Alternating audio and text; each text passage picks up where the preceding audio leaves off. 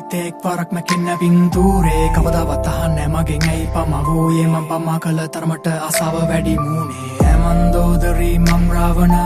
කාමිනී මමයි වත්ස්යායන වෙනසක් නැ මධ්‍යම රාත්‍රී මධ්‍යාහන මේ හෝරාවයි සංවාස අධ්‍යාපන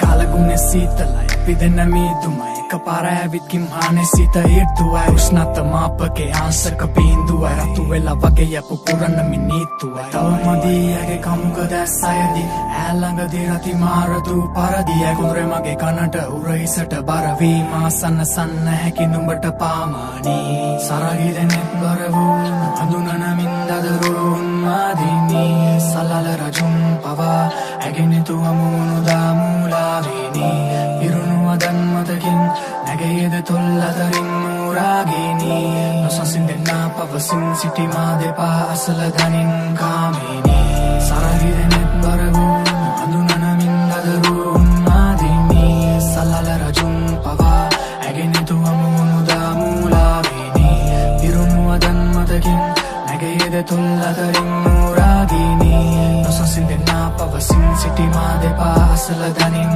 කාමිනී සවකාශයක් පුරිසලරැකී දිව්‍යාංගනාවක් සුළුලොවින් පැමිණි මලෝ අන්ධකාරය ආලෝකෙන නැතිවී මන්මත් කරයි එම තුරුලට දැවටී ඔලයි මසිතෑගේ කොඳුරන මුවගින් ආශාදහසක් වපුරයි ඇගේ සුවඳින් සමකරන්නද නුඹෙදෙනෙත් මම කුමකින් එනුමැන තුරුලට ඉන්නේ පදුරකින් පුරගනී එම ගව දැවටී මය හනේ වැතිරී නිරෝති නැරවී මුමුණාවි මතකින් මම නුඹ රජනී නුඹ කැමති දෙකල මැනවී දෙත් කරන මනුඹ වැස්සක් වගේ මතු කරනු බ නොදකපු පැත්තක් මගේ රාගය ඇත ආලය නැතත් අදේ ආත්මයන් ගැටි නොතේරේ ඇත්තක්ද මේ සරහිදෙනෙත් බර වූ හඳුනන මින්දදරුන් මාදිනී සලල රජුන් පවා ඇගෙනතු අමුණු දාමුලාවිනී